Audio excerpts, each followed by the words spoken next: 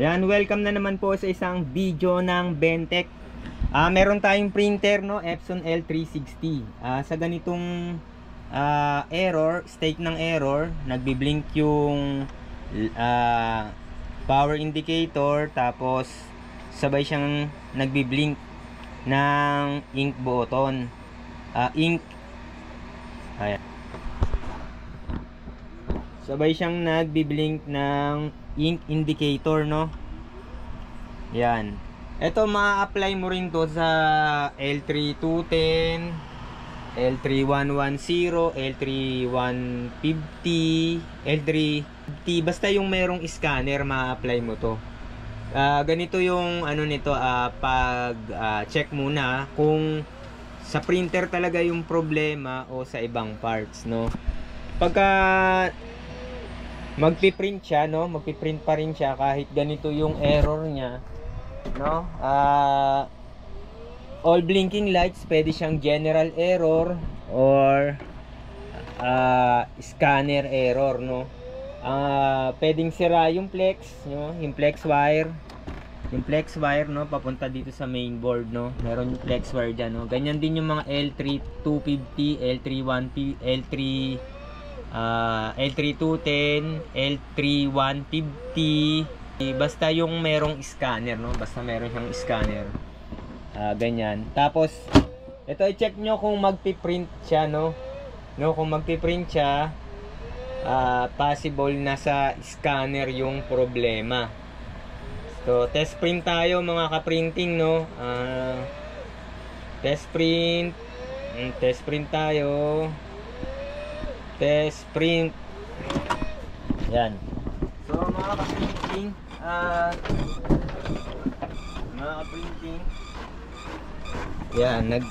nagpi-print pa rin siya, no, pero all lights blinking pa rin, no.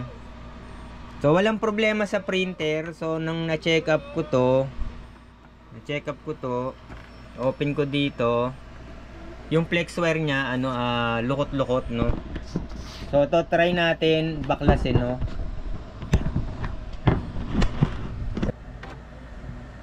Yan. I-off ko muna, no, mga ka-printing. Natanggal ko na yung tornilyo dyan, tsaka meron siyang cover sa loob, no. Old model na to kasi, no. Meron siyang cover dito.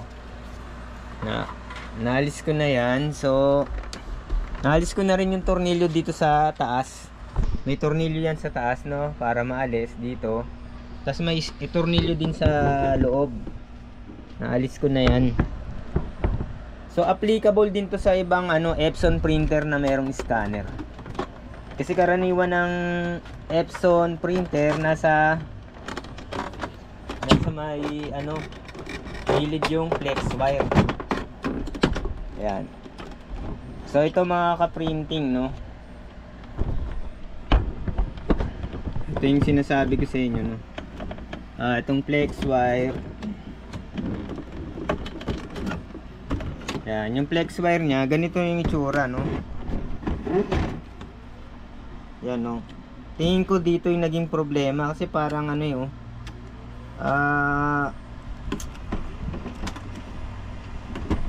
yan, dito yung problema siguro niyan. Parang bungi-bungi na eh. Ewan ko lang kung may nabibiling flex cable, pero try natin palitan, no. Meron akong lumang ganito eh. Check natin, baka pwedeng napalitan. So yan mga ka-printing, no. Nakakuha tayo ng pamalit. So kung titingnan ninyo yung flex wire nito mas okay kaysa dito sa printer na yung pinagpalitan natin, no, yung inalisan natin ng scanner. Ayan, no, bungi-bungi yung flex wire. Kapag ito ay nagkaroon ng problema, syempre magkakaroon ng error dito, no. Yung all blinking lights, no. Pero pwedeng hindi rin dito, pwede rin sa mechanical error sa loob ng scanner, no. So mahirap din magbaklas nito eh. So maaaring dun sa loob may motor yan o kaya yung flex wire, no? Maaaring na ano ng insekto, ipis, ganyan, katagalan. Yan. Minsan kasi pinapasok din yan ng ipis eh. Ipis, langgam. Yan. So ito, try natin install tong bagong scanner. Hindi to bago, no? Pinaganuhan lang. Galing din sa luma. Pero mas okay yung condition niya kaysa dun sa isa. Yan, try natin na siyang ikabit, mga kaprinting.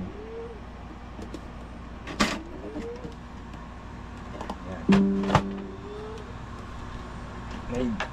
Linisin ko nga muna, no? Masyadong marumi. Linisin muna natin, no?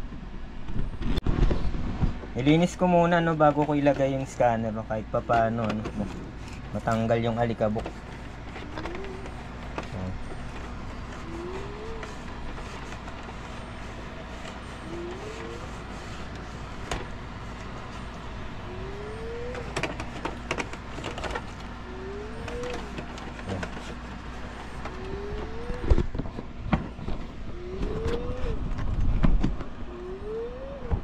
Ay, kabit na natin yung scanner, no. So ito na yung bago, no. Bago na to. Bago na to, no. Ayan. Ito yung luma. Ito yung luma. Pangit yung flex wire. Ito medyo okay yung flex wire.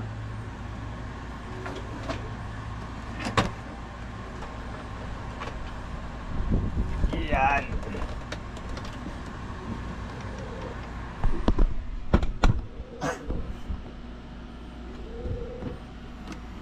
So dapat ito nakaano dito, no.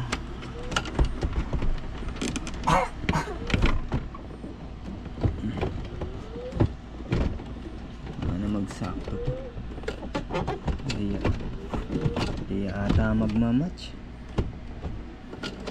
Sana match. Parehas naman.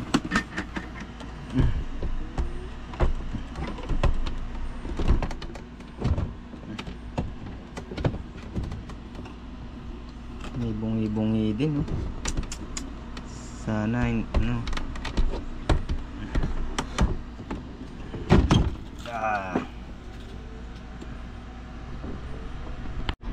Yun, match naman siya, no?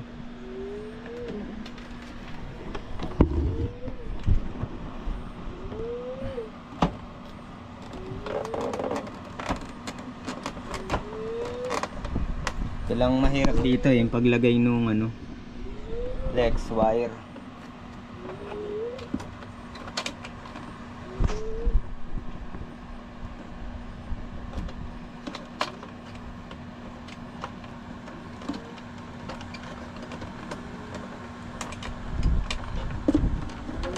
Mahirap lang magbaklas nito.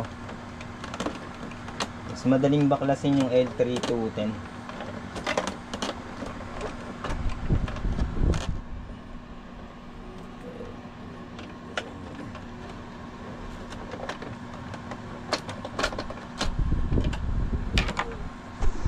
Yan.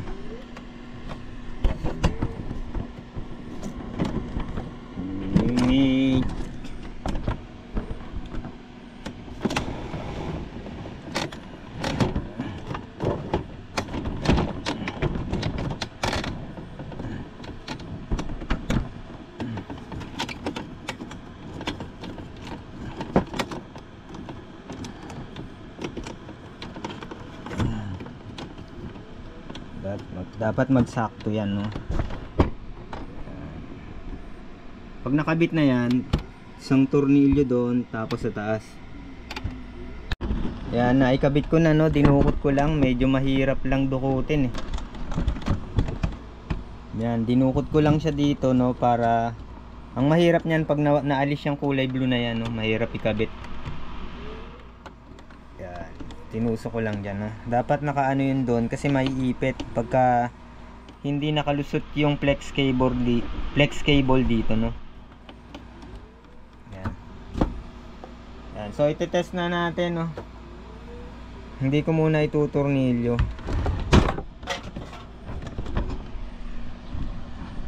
Di ko muna siya itutornilyo para matest.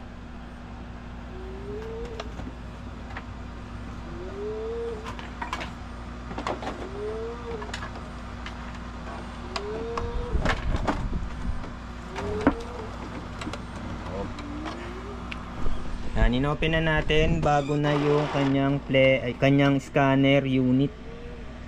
Kung papalitan natin ng flex cable ng scanner, baka meron din sa Shopee, kaya lang mahirap din magbaklas kasi. Babaklasin mo tong buong scanner unit para mapasok mo sa loob yung flex wire.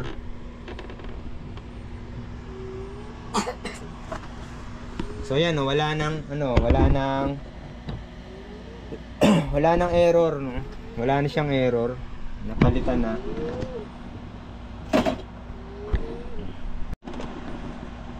Ilagay ko muna yung tornilyo sa taas, no? Baka biglang aksidente na biglang makalas eh. Sira ang ano niyan. Yan. So, ilagay ko isang tornilyo. Tapos may isang tornilyo pa yan sa loob. Pero lilinisin muna natin 'to. Kasi matagal itong na-stock, no?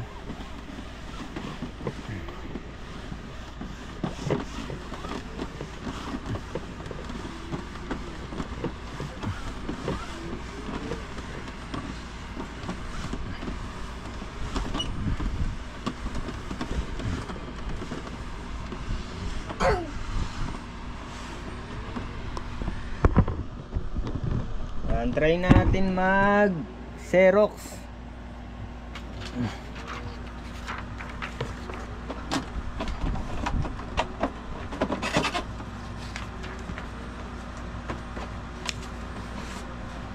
Try natin mag Xerox, no? Buti na lang. Maganda lang sa Epson, pwedeng ipalit yung mga parts. Kaya pag may luma kayong Epson printer, tago nyo lang yan. Baka pag nasiraan kayo, o meron kayong kapamilya na nasiraan, no? Pwedeng gamiting pampalit. Yan.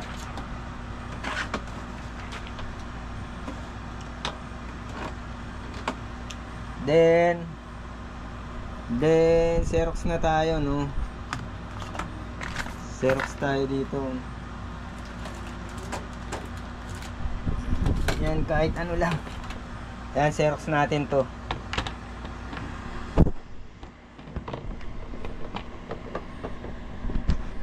Yan.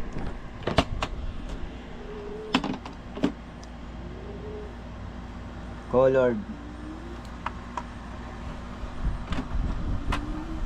Yun. Yan, gumagana na yung scanner.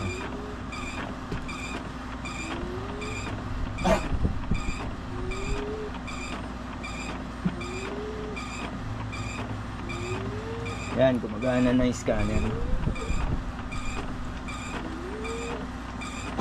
Yan.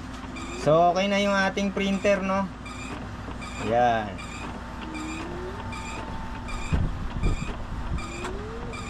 Okay na. Yan. Nilagay ko sa vlog. Yan lang yan.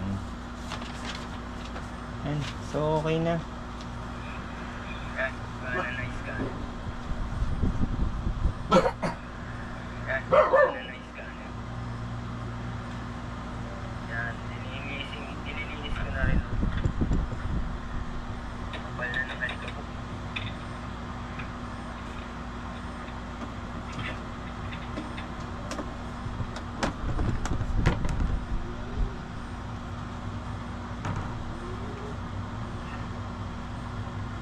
Yan po, pinalitan ko po ng scanner unit. Kasi yung sa inyo may problema, no? Sa flex wire. Ito kasi meron akong stock, no? Meron nakatambak dyan. Kinuha ko na lang. Yan, nilagay ko dito. So okay na. Wala nang blinking lights. Tapos maganda naman yung kulay eh. Kompleto. Yan. Pinalitan ko po. Pwede na kunin.